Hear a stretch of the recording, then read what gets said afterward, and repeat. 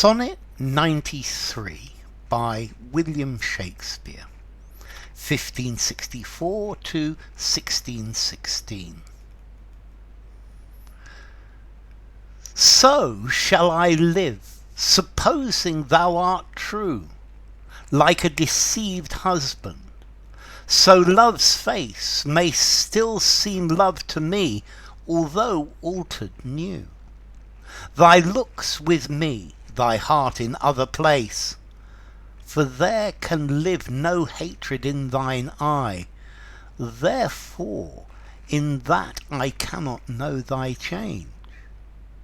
In many's looks the false heart's history is writ in moods and frowns and wrinkles strange.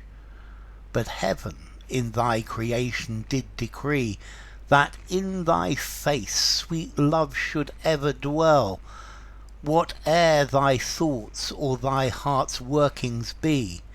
Thy look should nothing thence but sweetness tell. How like Eve's apple doth thy beauty grow, if thy sweet virtue answer not thy show. Okay, this is a sonnet to the fair youth that Shakespeare's fallen in love with, and Sonnet 91, 92 and 93 really follow on from each other. In 91, Shakespeare is saying that Shakespeare's happiness depends on the love of the fair youth.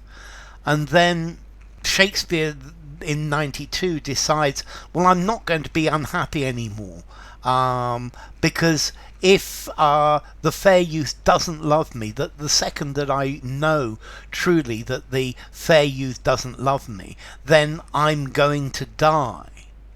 And now he changes again, and Shakespeare says that I'm going to be like a husband who has been deceived by his wife.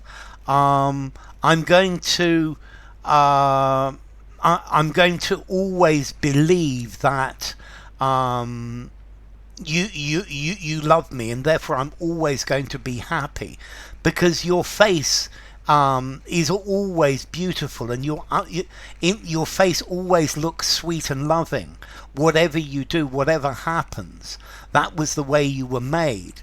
And I'm going to now try and live as a deceived husband with an unfaithful wife who is happily ignorant of anything untrue that the youth might do. So now in a way he's imagining being married to the youth and the youth being unfaithful, but Shakespeare being blissfully ignorant of this, or not wanting to see it, and like that Shakespeare won't die because he will always believe that he has the fair youth's love. So shall I live, supposing thou art true. So I'm going to live my life just supposing that you love me, that you are true, that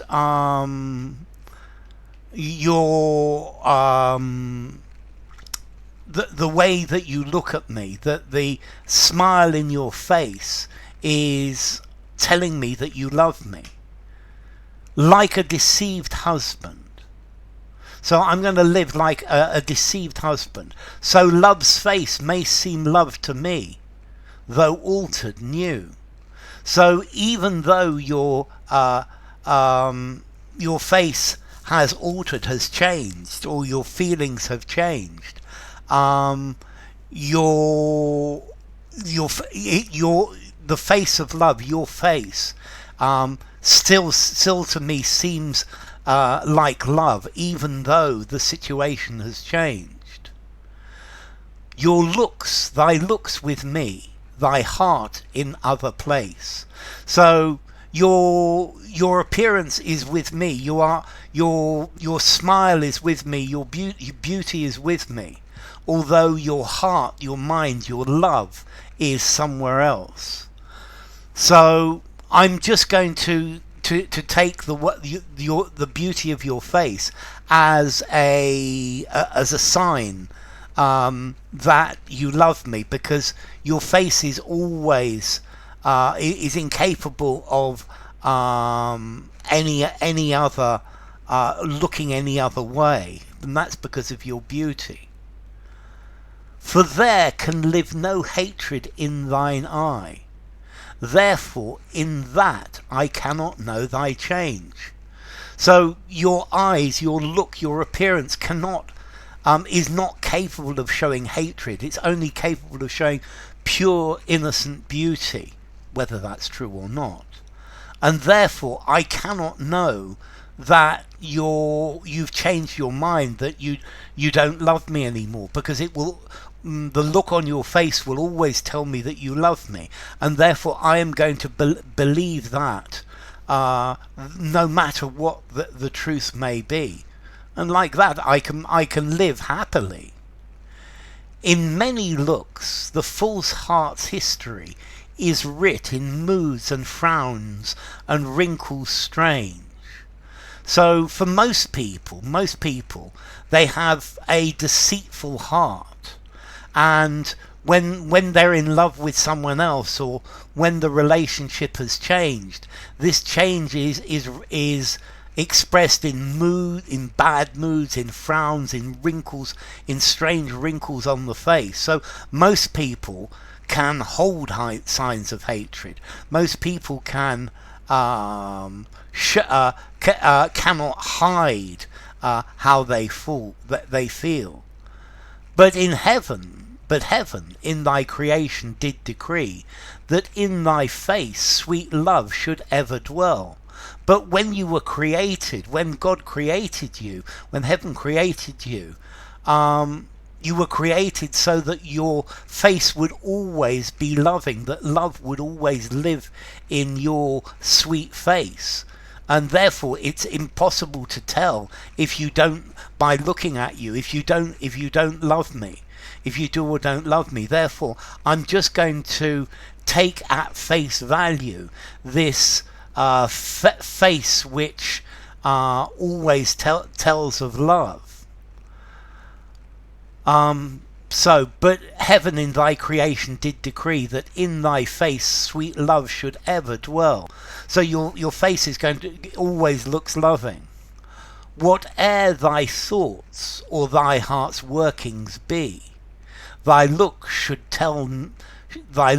nothing thence but sweetness tell. So whatever your thoughts, or whatever is in your heart, or whatever you feel, your face is always going to look full of sweetness and nothing else. So no matter if you love me or you don't love me, you're always going to look as if you do, because your face is always full of sweetness. And therefore I'm going to take this at face value and always believe you, and like that I'm always going to be happy. And then I don't even have to die, as in the previous sonnet. How like Eve's apple doth thy beauty grow. So your beauty is becoming more and more like the apple in the Garden of Eden. If thy sweet virtue answer not thy show. So your real character, the virtue of your character inside, does not reflect your beautiful appearance. And that means you're like the apple in the Garden of Eden. The apple in the Garden of Eden that Adam and Eve ate from. It looked really beautiful, it looked really interesting, and it was really, really attractive. But in fact it resulted in them being cast out of the Garden of Eden. So he's saying that the beautiful youth's face is a bit like the apple in the Garden of Eden, that Eve gave the apple to Adam to eat, and like this, it looked like a good apple, and Adam ate it, but in the end he and both of them were deceived. So enough. If you enjoyed the video, give it a rating, subscribe to my channel, and I'll see you soon. Bye for now. Sonnet 93 by William Shakespeare.